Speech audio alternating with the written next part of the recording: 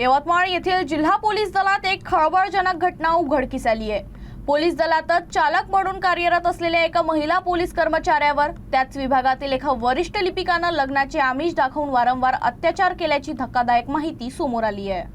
मिळालेल्या माहितीनुसार आरोपीचं नाव नवीन विजय झिले असून तो पोलीस विभागात वरिष्ठ लिपिक म्हणून कार्यरत आहे। मिळालेल्या माहितीनुसार आरोपीचं नाव नवीन विजय झिले असं असून तो पोलीस विभागात वरिष्ठ लिपिक म्हणून कार्यरत आहे। पीडित महिला पोलीस चालक आणि आरोपी नवीन झिले यांचे खात्यात काम करत असताना प्रेमसंबंध जुळले होते। आरोपी विवाहित असतानाही त्यानं पीडितेला लग्नाचे खोटे आमिष दाखवले आणि जानेवारी 2024 पासून तिच्यावर पळसावडी कॅम्प परिसरात वारंवार अत्याचार केला। केवळ शारीरिक अत्याचारच नव्हे तर आरोपीने पीडितेचे काही खासगी व्हिडिओ तयार केले होते। हे व्हिडिओ सोशल मीडियावर व्हायरल करण्याची धमकी देऊन त्यानं पीडितेकडून तब्बल 7 लाख रुपये उकळले। जेव्हा पीडित महिलेनं लग्नासाठी तगादा लावला तेव्हा आरोपीनं तिला बेदम मारहाण केली।